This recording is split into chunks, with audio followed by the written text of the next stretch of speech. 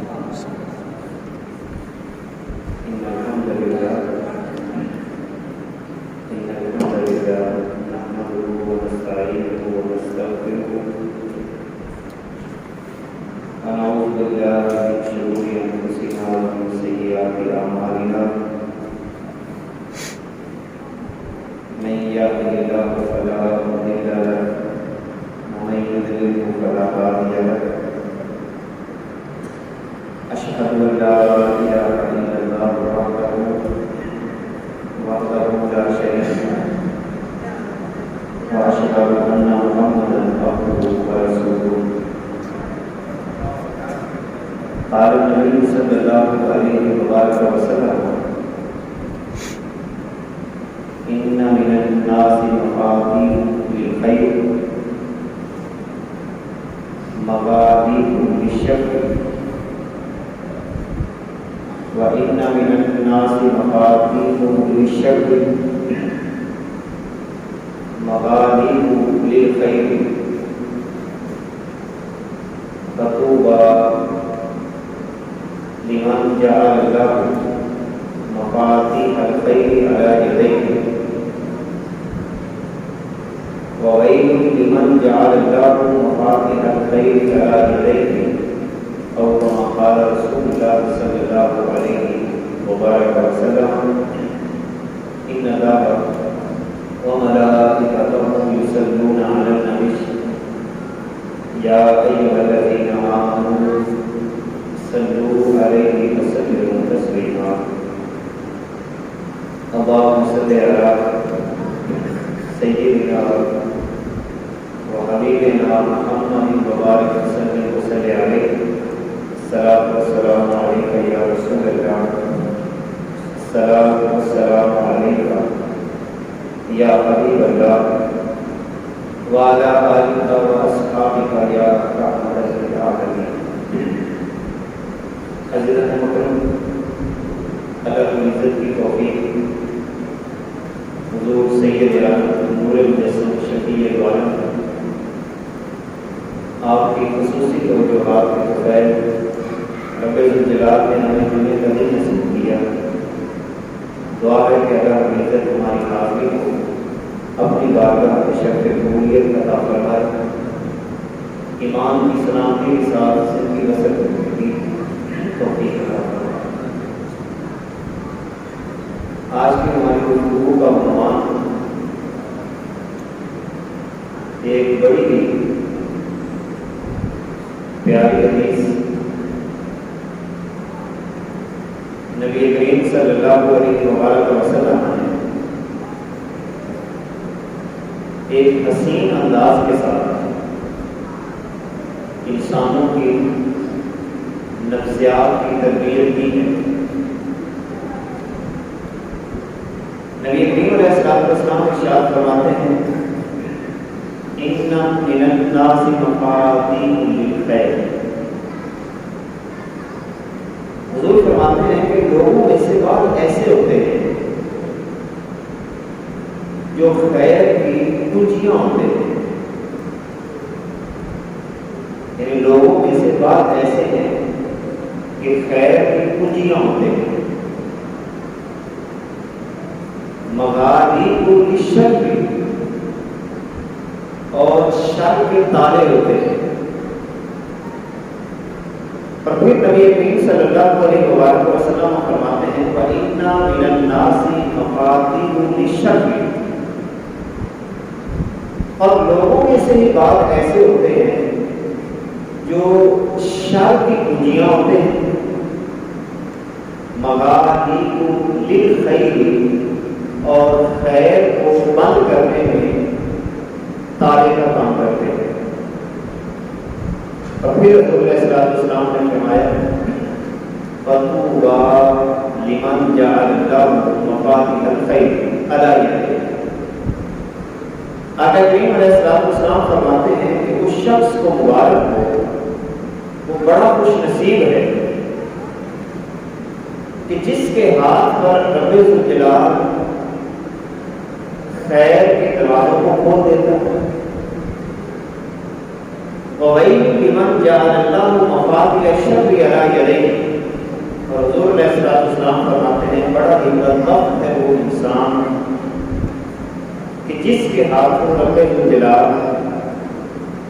شر کو کھول دیتا ہے اور خیر کو تالا لگا دیتا ہے۔ اس روایت کو ابن ماجہ نے اپنی سنن کے اندر بیان کروایا۔ گویا کہ کائنات کے آقا صلی اللہ علیہ وسلم نے اس حدیث پاک میں انسانوں کو دو حصوں میں تقسیم کر دیا۔ اس کائنات کے اندر دو قسم کے انسان رہتے ہیں۔ ان میں سے ایک قسم یہ ہے کہ جو خیر کو پھیلاتے ہیں اور شر کو مٹاتے ہیں۔ ان کی زندگی کا مشن خیر کے تعلق ہو، خیر کی باتیں کرنا، خیر کی دعوت دینا، خیر کے لیے معاملات کے اندر آسانی پیدا کرنے کی کوشش کرنا۔ اور حضور علیہ السلام کی حدیث پاک کی روشنی میں ہم یہ بات سمجھ سکتے ہیں کہ وہ لوگ جو اپنے کردار اور اپنی گفتار کی وجہ سے خیر کے دروازوں کو کھولتے ہیں اور شر کے دروازوں کو بند کرتے ہیں، آقا کریم علیہ السلام فرماتے ہیں کہ ایسے لوگ انتہائی خوش نصیب لوگ، خوش قسمت لوگ کہ جن کی طبیعت میں رب ذوالجلال نے خیر کے دروازوں کو کھولنے کی کیفیت عطا فرمائی۔ اور دوسرے وہ لوگ ہیں جو اس کائنات کے اندر شر پھیلاتے ہیں، خیر کو پھیلانے کی بجائے شر کے تالے کھولتے ہیں اور خیر کو تالا لگا دیتے ہیں۔ حضور علیہ السلام نے ایسے لوگوں کے لیے بربادی کا اعلان کرا ہے۔ وہ اس حدیث پاک کی روشنی میں ہم یہ نتیجہ اخذ کر سکتے ہیں کہ وہی انسان اس دنیا کے اندر کامیاب ہے اور وہی اس دنیا کے اندر اللہ رب العزت کو محبوب ہے جو اپنی گفتار اور کردار سے ہمیشہ خیر کے دروازے کھول دیتے ہیں۔ اب سوال یہ پیدا ہوتا ہے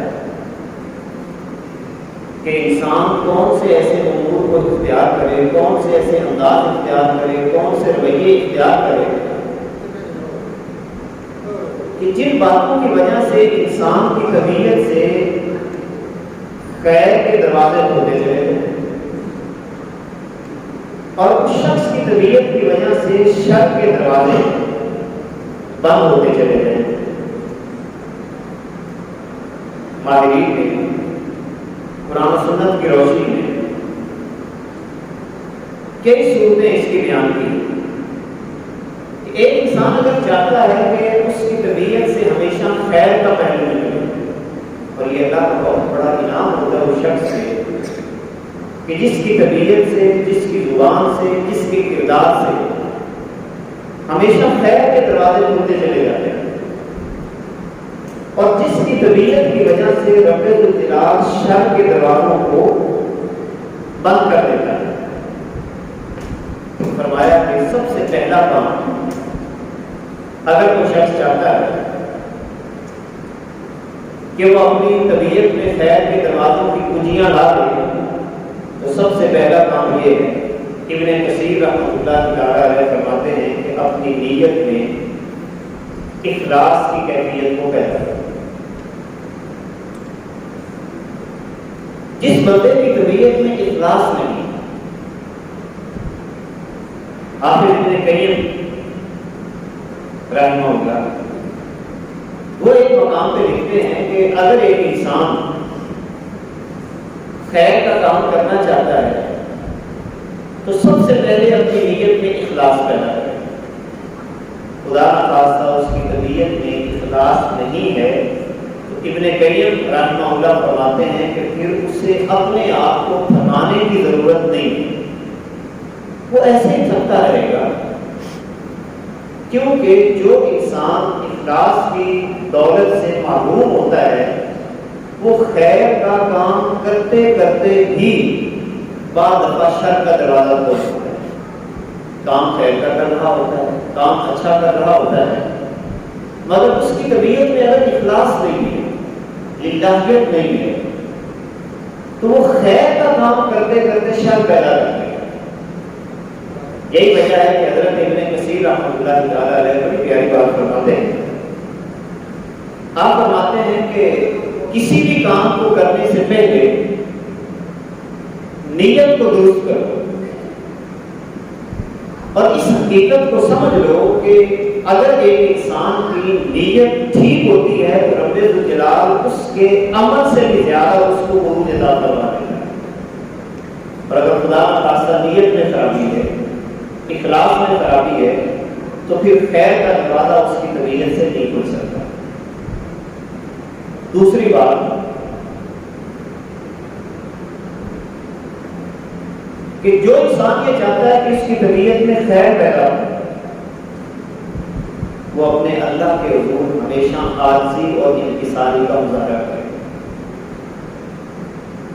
اللہ کی بارگاہ میں گر گرائے، روئے، اللہ سے دعائیں مانگے، اور دعا کو کبھی بھی نہ چھوڑے، کیونکہ دعا ایک ایسا ہتھیار ہے کہ جو بالآخر خیر کے دروازوں کو کھول ہی دیا کرتا ہے. جب انسان اللہ کی بارگاہ میں یہ دعا مانگتا رہتا ہے کہ اے اللہ مجھے سیدھے راستے پہ چلا دے، اور اس کی نیت میں خالص ہوتی ہے کہ وہ سیدھے راستے پہ چلنا چاہتا ہے، سیدھے راستے پہ آگے بڑھنا چاہتا ہے، وہ خیر کا موقع بننا چاہتا ہے، تو اللہ سے دعا کرے. یہی وجہ ہے کہ کائنات کے آقا صلی اللہ علیہ وسلم نے مسجد میں داخل ہونے کی بھی جو ہمیں دعا سکھائی ہے، اللہم افتح لی ابواب رحمتک، اے اللہ میرے لیے اپنی رحمت کے دروازوں کو کھول. بہت سارے لوگ دعا نہیں کرتے اللہ سے کہ اللہ مجھے سیدھے راستے کی ہدایت عطا فرما دے، پر بعد کا نیت میں اخلاص نہیں ہوتا. حضرت امام شافعی رحمۃ اللہ تعالیٰ علیہ آپ دعا کے وعدے سے بڑی پیاری بات فرماتے ہیں. اتخذوا بالدعاء وتزدري وما تدري بما صنع الدعاء. حضرت امام شافعی رحمۃ اللہ تعالیٰ علیہ فرماتے ہیں کہ آپ لوگ عموماً دعا کا مزاج اڑاتے ہیں. آپ نے دیکھا ہوگا بعض بندہ دعا مانگ رہا ہو تو کسی کو لگ رہا ہوتا ہے کہ یہ بڑا بوجھ سا محسوس ہو رہا ہے، کوئی کسی انداز میں، کوئی کسی انداز میں، کوئی کسی انداز میں اس کو لے لیتا ہے. امام شافعی رحمۃ اللہ تعالیٰ علیہ فرماتے ہیں کہ تم دعا کا مزاج اڑاتے ہو اور دعا کو حقیر سمجھتے ہو، اور تمہیں اس بات کا پتہ نہیں کہ دعا نے کیا کیا کارنامے سر انجام دیے. اگر ہم تاریخ کا مطالعہ کریں اور صرف دعاؤں کی حیثیت سے دیکھیں انبیاء کی سیرت کو، کتنے ایسے مقامات ہیں کہ جہاں پر انبیاء اللہ سے دعا مانگتے ہیں، معاملہ بالکل سیدھا ہو جاتا ہے. ابراہیم علیہ السلام اللہ کی بارگاہ میں دعا مانگتے ہیں، اللہ رب العزت نعمتیں عطا فرما دیتا ہے. سیدنا موسیٰ علیہ السلام دعا مانگتے ہیں، اللہ نعمتیں عطا فرما دیتا ہے. سیدنا ایوب علیہ السلام مسلسل اللہ کی بارگاہ میں دعا مانگ رہے ہیں، حضرت ایوب علیہ السلام دعائیں مانگ رہے ہیں، یوسف علیہ السلام دعائیں مانگ رہے ہیں. تو حضرت امام شافعی رحمۃ اللہ تعالیٰ علیہ فرماتے ہیں کہ جو شخص یہ چاہتا ہے کہ اس کی طبیعت سے خیر کے دروازے کھلتے چلے جائیں، وہ اللہ کی بارگاہ میں اپنے لیے دعا ضرور مانگتا ہے. اور ساتھ ہی آپ فرماتے ہیں رات کی دعاؤں کے تیر کبھی غلطی نہیں کرتے، یہ اپنے نشانے پہ لگتے ہیں. جو رات کو اٹھ کر اللہ کی بارگاہ میں دعائیں مانگی جاتی ہیں یہ ضرور اپنے نشانے پہ لگتے ہیں. بس ایک وقت کا انتظار ہوتا ہے اللہ رب العزت اس وقت کے اوپر بندے کی دعاؤں کو ضرور قبول کر لیا کرتا ہے۔ لہٰذا جو شخص یہ چاہتا ہے کہ اس کی طبیعت سے اللہ رب العزت خیر کے دروازوں کو کھولے، وہ دوسرا کام یہ کرے کہ اللہ سے پرخلوص ہو کر دعا مانگتا رہے کہ اے اللہ میری زبان پر حق جاری کر دے، میرے قدموں کو حق کے لیے اٹھا، میری طبیعت میں حق کی کیفیت کو پیدا کر دے اور مجھے صراط مستقیم کی کیفیت عطا فرما دے۔ تیسرا کام جو کرنے کی ضرورت ہے، جس کو حضرت امام شافعی رحمۃ اللہ تعالی علیہ نے انتہائی اہمیت کے ساتھ بیان کیا ہے۔ امام شافعی فرماتے ہیں کہ جو شخص یہ چاہتا ہے کہ اس کی طبیعت سے خیر نکلے، وہ قرآن و سنت کا علم ضرور حاصل کرے، قرآن مقدس کو سیکھے، نبی کریم صلی اللہ علیہ وسلم کی حدیث کو سیکھے، اس لیے کہ جیسے جیسے وہ قرآن سیکھتا چلا جاتا ہے، اللہ رب العزت اس کی طبیعت میں فضائل اور کمالات پیدا کرتا چلا جاتا ہے اور اس بندے کی طبیعت سے بری خصلتوں کو دور کر دیتا ہے اور انسان اس مقام پر پہنچ جاتا ہے کہ اللہ رب العزت اسے اپنے برگزیدہ بندوں میں شمار کر دیتا ہے۔ حضرت شیخ عبد القادر جیلانی رضی اللہ تعالیٰ عنہ کی بڑی مشہور بات، آپ فرماتے ہیں کہ میں پڑھتے پڑھاتے قطبیت کے مقام پر پہنچا۔ اس کا مطلب ہے کہ جو انسان پڑھنے کا شوق رکھتا ہے، تعلیم حاصل کرتا ہے، قرآن مقدس کے ساتھ دوستی لگاتا ہے، نبی کریم صلی اللہ علیہ وسلم کی احادیث کو بڑی محبت کے ساتھ پڑھتا چلا جاتا ہے، اللہ رب العزت اس کی طبیعت سے بھی خیر کے دروازوں کو بالآخر کھول ہی دیتا ہے۔ یہی وجہ ہے کہ حضرت امام شافعی رحمۃ اللہ تعالی علیہ ایک مقام پہ فرماتے ہیں ومن فاتہ التعلیم وقت شبابہ فکبر علیہ اربعا لوفاتہ۔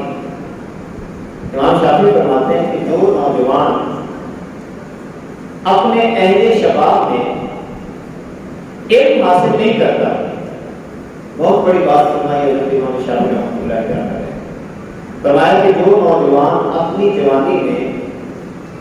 علم حاصل نہیں کرتا فکبر علیہ اربعا لوفاتہ، تو ایسے نوجوان پر 4 تکبیریں پڑھ لو کہ وہ ہے تو نوجوان مگر وہ اس کا شمار مردوں میں ہو۔ اس کا مطلب ہے جو علم حاصل نہیں کرتا اپنی جوانی میں، حضرت امام شافعی رحمۃ اللہ تعالی علیہ کی نگاہ میں وہ بندہ مردوں کے برابر ہے۔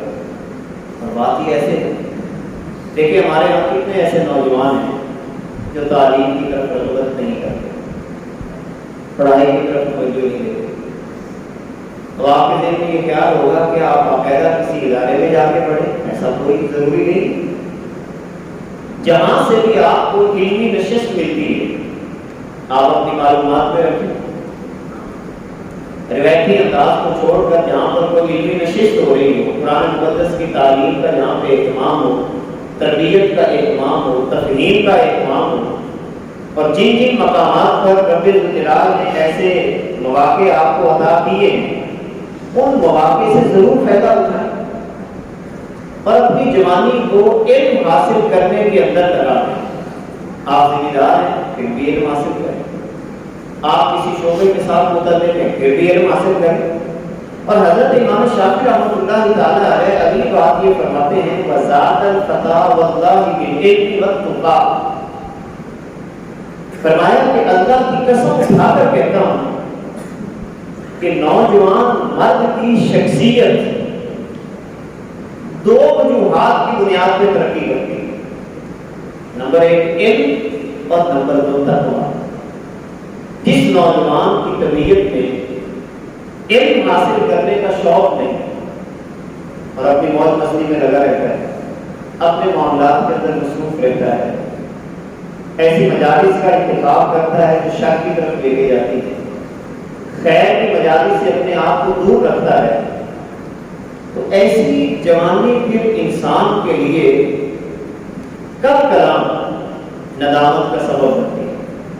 دیکھیے اللہ رب العزت نے آپ کو وقت دیا ہے پڑھنے کا، نوجوانی کی عمر بہترین ہے پڑھنے کی،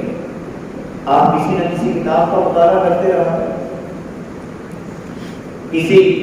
ماہر آدمی کے پاس جا کے قرآن مقدس سیکھنا شروع کر، احادیث کا مطالعہ کریں، نبی کریم صلی اللہ علیہ وسلم کی ذات کے ساتھ تعلق کو جوڑیں، تقوی کو اختیار کریں۔ تو یہی وہ دونوں چیزیں ہیں جو انسان کے جو جوانی کے لمحات ہیں ان کو خوبصورت کرتی ہیں۔ حضرت امام شافعی فرماتے ہیں اذا لم یکون لا اعتبار لذاتی، اور یہ جملہ بھی بڑے کمال کا ہے، اگر ہم اس کو توجہ کے ساتھ سن لیں اور دل کی گہرائیوں میں بٹھا لیں۔ امام شافعی فرماتے ہیں کہ کسی بھی جوان کی شخصیت دو باتوں کی وجہ سے معتبر ہوتی ہے، علم اور تقوی۔ جس کی طبیعت میں علم ہو اور تقوی ہو اس کی شخصیت پہ اعتبار کریں۔ اور آپ فرماتے ہیں اذا لم یکون لا اعتبار لذاتہ، اور اگر خدا نہ خواستہ جس بندے کی طبیعت میں نہ علم ہو نہ تقوی ہو، حضرت امام شافعی رحمۃ اللہ تعالی علیہ فرماتے ہیں اس کی شخصیت غیر معتبر ہوتی ہے، اس کی شخصیت پہ اعتبار نہ کیا جائے۔ لیکن ہمارا نظام بالکل الٹ ہے، جس میں علم یا تقوی ہوگا ہم کیا کریں گے؟ اس کی شخصیت پر دام و تشریح کریں، اس کی شخصیت کو داغدار کرنے کی کوشش کریں، اور جس کے پاس نہ علم ہوتا ہے نہ تقوی ہوتا ہے، ہم ایسی شخصیات کو اپنے علاقے میں زمانے میں متبر سمجھتے ہیں۔ اسلام کے یہاں جو معیار ہے وہ علم ہے اور تقوی۔ ان اکرمکم عند اللہ اتقاکم، اللہ کی بارگاہ میں برتری کا معیار صرف تقوی ہے۔ یہی وجہ ہے کہ اگر امام شافعی رحمۃ اللہ تعالی ہے اسی بات کی طرف توجہ دلا رہے ہیں، اور اسی طرح حضرت علی رضی اللہ تعالیٰ عنہ آپ بھی ایک مقام پر اسی بات کی طرف اشارہ کرتے ہیں طالب المولا لا ینام۔ آپ فرماتے ہیں کہ جس کو اپنے اللہ کی طلب ہوتی ہے، اللہ کی چاہت ہوتی ہے، وہ تو اپنی ساری عمر پڑھنے پڑھانے میں گزار دیتا ہے۔ اس کی زندگی تو علم سے بھری ہوتی ہے، بلکہ آپ اگلی بات یہ فرماتے ہیں طالب المولا لا ینام، جو بندہ اللہ کی ذات کا طالب ہو جاتا ہے، رب الجلال اس کی طبیعت میں یہ کیفیت پیدا کر دیتا ہے کہ اس کی نیند ہی تھوڑی ہو جاتی ہے، وہ اپنا کام اسی انداز کے ساتھ آگے بڑھاتا ہے۔ لہذا اگر کوئی شخص چاہتا ہے کہ اس کی طبیعت میں خیر کی کنجی پیدا ہو، تو پہلا انداز کیا تھا کہ اپنی طبیعت میں اخلاص کو پیدا کیا۔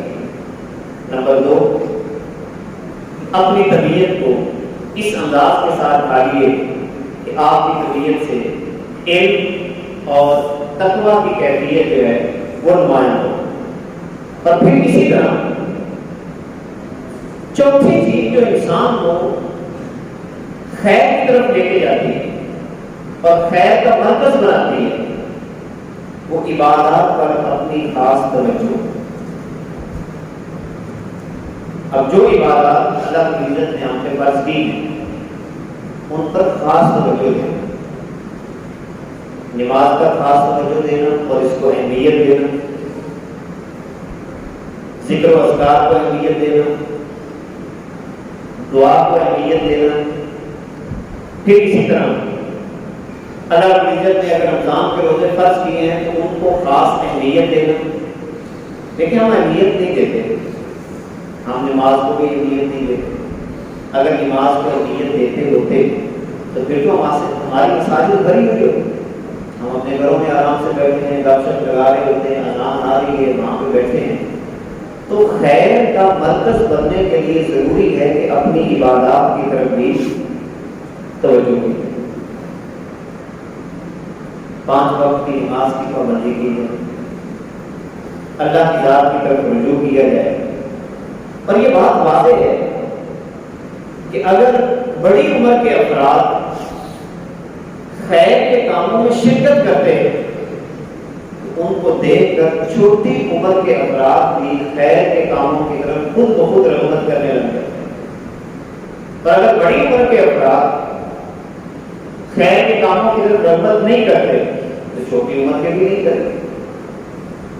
آپ اپنے بچے کے سامنے اچھی گفتگو کریں گے، آپ کا بچہ بھی اچھی گفتگو کرے گا۔ آپ اپنے بچے کے سامنے اچھے کردار کے مالک بنیں گے، آپ کا بچہ بھی اچھے کردار کا مالک بنے گا۔ آپ اپنے بچوں کے سامنے جھوٹ نہیں بولیں گے، آپ کا بچہ بھی جھوٹ نہیں بولے گا۔ تو گویا کہ خیر کا منبع اور مرکز بننے کے لیے ضروری ہے کہ اپنی عبادات کی طرف بھی خاص توجہ دیں۔ 5ویں چیز جس کو حضرت امام شافعی رحمۃ اللہ تعالی علیہ نے اخلاق کے ساتھ تعبیر کیا ہے کہ اگر آپ خیر کا مرکز بننا چاہتے ہیں اور حضور علیہ الصلوۃ والسلام کی اس حدیث کا مصداق بننا چاہتے ہیں کہ کائنات کے آقا نے فرمایا کہ دنیا میں 2 قسم کے لوگ ہوتے ہیں، بعض خیر کی کنجیاں ہوتی ہیں اور شر کے تالے ہوتے ہیں۔ کتنا کمال کا جملہ ہے کہ آپ کی طبیعت سے ہمیشہ خیر کا تالا کھلتا چلا جائے اور شر پر آپ کی طبیعت تالا لگاتی چلی جائے۔ اب اس کا مطلب کیا ہے؟ دیکھیں یہ ساری چیزیں انسان کے رویوں کے ساتھ متعلق ہیں۔ اگر آپ کا رویہ اچھا ہے، آپ کا کردار اچھا ہے، آپ کی سوچ اچھی ہے، آپ کی خلوت اور جلوت کے معاملات بالکل کلیئر ہیں، آپ جس جگہ پر بھی جائیں گے یقین جانے رب الجلال آپ کے وجود کی برکت کی وجہ سے وہاں پہ خیر کو پھیلاتا چلا جائے گا۔ آپ نے بعض دفعہ دیکھا ہوگا کہ ایک بندہ کسی برائی سے نفرت کرتا ہے اور وہ اس مقام پہ آ جائے تو سارے لوگ تھوڑا سا سہم جایا کرتے ہیں کہ یار یہ بندہ اس برائی سے نفرت کرتا ہے۔ یہ ہے اصل میں شر کا تالا بننا۔ آپ اپنی زبان سے کچھ بھی نہ کہیں، آپ کی شخصیت میں اتنا وقار ہو کہ آپ کی شخصیت کی وجہ سے خیر کے تالے کھلتے چلے جائیں اور شر پر تالے کھلتے چلے جائیں۔ اور امام شافعی رحمۃ اللہ تعالی علیہ فرماتے ہیں اس کے لیے چوتھا کام، 5واں کام جو انسان کو کرنے کی ضرورت ہے اپنی طبیعت میں اچھا اخلاق پیدا کرے۔ اور آپ ایک مقام پہ لکھتے ہیں سن النفس وعملها على ما يزيدها۔ آپ فرماتے ہیں کہ اپنے نفس کی حفاظت کرو، اپنے نفس کی حفاظت کرو، اپنے نفس کو بدی کی طرف نہ جانے دو۔ لیکن ہم باقاعدہ حفاظت نہیں کرتے، اس کے لیے کوشش بھی نہیں کرتے اور محنت بھی نہیں کرتے۔ جھوٹ بولتے ہوئے ہمیں کوئی شرم نہیں آتی، جھوٹی گواہی دیتے ہوئے کوئی شرم نہیں آتی۔ اپنے زندگی کے کتنے معاملات ہیں وہاں پر کہ ہمیں اپنے نفس کی طرف کوئی توجہ نہیں، بے لگام پھر رہا ہوتا ہے، کبھی کہیں کبھی کہیں کبھی کہیں، اور خاص طور اپنے رزق کے معاملات کا یہ کبھی دھیان نہیں کرتا کہ یہ حلال کے طریقے سے آ رہا ہے یا حرام کے طریقے سے آ رہا ہے۔ تو حضرت امام شافعی علیہ رحمہ فرماتے ہیں کہ اپنے نفس کی حفاظت کرو اور جو خوبیاں رب ذوالجلال نے آپ کو عطا کی ہیں وہ بروئے کار معاشرے کے اندر کا سچ بولو، دیانتداری کے ساتھ زندگی بسر کرو، بڑوں کا ادب کرو، چھوٹوں پہ شفقت کرو، کسی کا حق نہ مارو، حسد نہ کرو، کینہ نہ کرو، بغض کی کیفیت آپ کی طبیعت میں نہ پیدا ہو۔ اب یہ جگہ جگہ پہ اس کا مقابلہ کرنا ہوتا ہے، کسی کا مقام دیکھ کر حسد پیدا ہو جائے، اور ہمارے علاقوں میں خاص طور پر دیہاتی لوگوں میں یہ اصل میں عمومی ایک پرابلم ہے، حسد کی پرابلم۔ یہ ہمارے بڑی جلدی پیدا ہو جاتی ہے، کینہ ہماری طبیعت میں بڑی جلدی پیدا ہو جاتا ہے، ہماری طبیعت میں بغض بڑی جلدی پیدا ہوتا ہے۔ حضرت امام شافعی رحمۃ اللہ تعالی علیہ فرماتے ہیں کہ ان تمام چیزوں سے اپنے آپ کو محفوظ رکھو، اپنے آپ کو بچاؤ، اور ساتھ ہی آپ فرماتے ہیں کہ اس انداز تعیش سالما والقول فیک جمیل، اتنی خوبصورت اور محفوظ زندگی بسر کرنے کی کوشش کرو کہ جب تمہارا خاتمہ ہو تو لوگ اچھے الفاظ کے ساتھ تمہیں یاد کرتے ہو۔ لیکن مرنا تو ہر ایک نے، اور یاد بھی ہر ایک کوئی نہ کوئی کرتا ہے، کسی انداز میں کرتا ہے۔ کوئی کہتا ہے جی بڑا بدتمیز تھا، کوئی کہتا ہے جی فلاں ایسا تھا، فلاں ایسا تھا۔ اچھا، یہ جو جس کو آج بدتمیز بننے کی بات کہا جا رہا ہے، یا اس کو اور بھی القابات دیے جا رہے ہیں، اور اپنی زندگی کے اندر یہ اپنے آپ کو بڑی شے سمجھتا ہو، لیکن آج یہ بیچارہ بالکل خاموش ہے، قبر میں پڑا ہوا ہے۔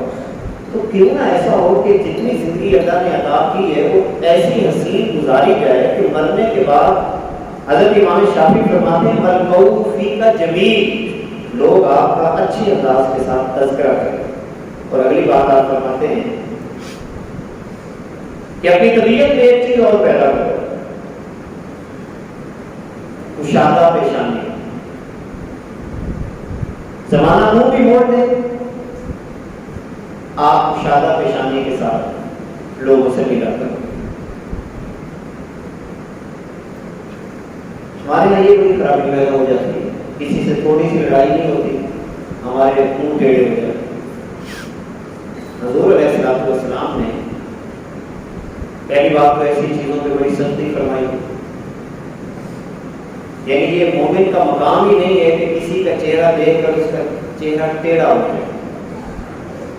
مومن اس انداز کے ساتھ اپنی زندگی بسر نہیں کرتا، مومن خندہ پیشانی والا ہوتا ہے، وہ سلام خود لیتا ہے۔ کسی نے اگر کوئی بات کہہ بھی دی ہے وہ اس سے نفرت نہیں کرتا، وہ محبت سے پیش آتا ہے۔ جب یہ چیزیں انسان کی طبیعت میں آئیں تو وہ خیر کا دروازہ بنتا ہے۔ اور نبی کریم صلی اللہ علیہ وسلم کی ایک بڑی پیاری حدیث ہے، آقا کریم فرماتے ہیں کہ قیامت کے دن میری مجلس میں میرے قریب سب سے زیادہ وہ ہوگا۔ اب اسے بڑی سعادت اور کیا واسطہ، اگر دل میں یہ بات بیٹھ جائے اور اوپر سے سنا کر آگے نہ گزارا، اگر حضور سے محبت ہے اور قیامت کے دن حضور کے پاس بیٹھنا چاہتے ہیں اور آپ کا دل کر رہا ہے کہ میں حضور کے پاس بیٹھوں، قیامت کے دن کائنات کے آقا صلی اللہ علیہ وسلم فرماتے ہیں قیامت کے دن میری مجلس میں مجھ سے سب سے زیادہ قریب وہ شخص ہوگا